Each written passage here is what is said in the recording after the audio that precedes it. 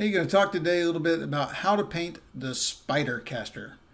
Actually, we're going to cover a technique that is more known in motorcycle painting circles.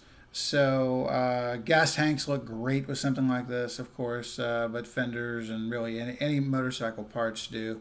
And in a little bit, we'll explain why it's even better to use those than it is a guitar. So, if you've ever heard of lace painting, um, you might have seen some things on low riders on roofs and stuff. But basically, what we're doing here is we're using a piece of cloth as a mask. So this is something I did some time ago. I don't have a lot of pictures or any pictures of the preparation, but I'll walk you through how to get to the final result. So this is fairly simple. You just have to be careful. So the first thing you need to do is go out to a fabric store like Joann Fabrics and find some fabric that has a spider web or whatever pattern you like in it. So the way those fabrics work is they'll have a very clear pattern in them with thicker, bolder threads. And then in between, there's still fabric, but it's got a lot of tiny, tiny little holes. So what you're going to do is use it as a mask or stencil. In the case of the guitar here, you can only effectively get the pattern wrapped around maybe the front of the body, and trying to get it contiguous around the edges is next to impossible.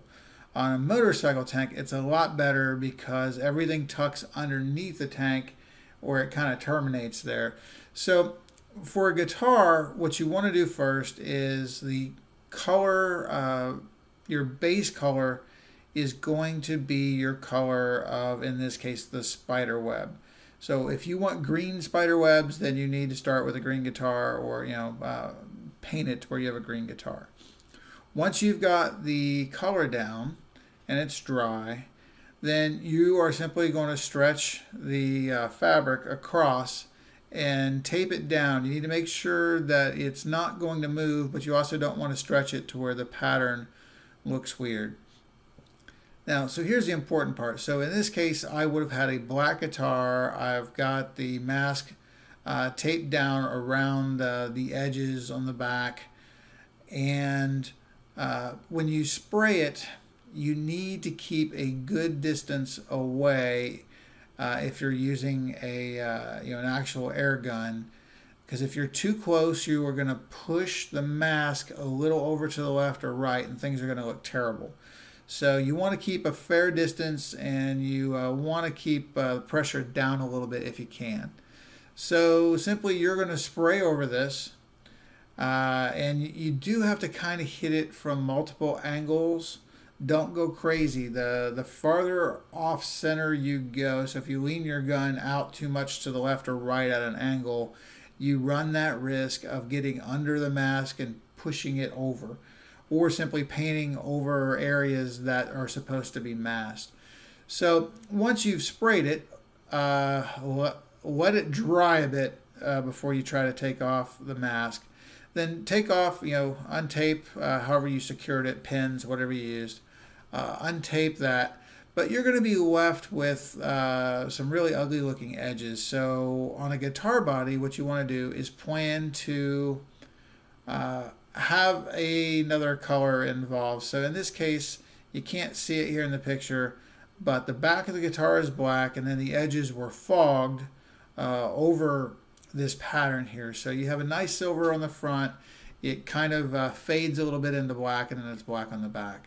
Now, if you're doing a motorcycle tank or something, you do not have that problem, because you can get this wrapped completely around it so that the points that are ugly are the ones that are hidden underneath the bottom. So again, this is a real quick, easy way to do something. If you want to make this crazy, I just thought of something. I posted a video last night, I believe, of how to do a saran wrap mural. In this case, I used my dad's trike as an example. He did a crazy paint job on it. And basically, in the saran wrap murals, generally you're going to have a black base. You're going to have silver to make a pattern with. And then over that pattern, you spray candies So you have a translucent color over silver, which makes like a really pop, something that really pops in that color. So here, watch that video. But if you use that technique here without the saran wrap, though, instead you're going to use the spider web. So paint the guitar silver, then do a fade of 2 candy colors. Let's say we use yellow and red. So paint the back half yellow. Then when you switch over to red, do an overlap with the second part of the yellow. And paint red all the way over to the edge. So what you're going to have is going to be over the silver, you'll have a yellow, orange, red fade going on. So then, after that's dry, put your mask on here and then paint the guitar or gas tank or whatever you're painting. Paint it black.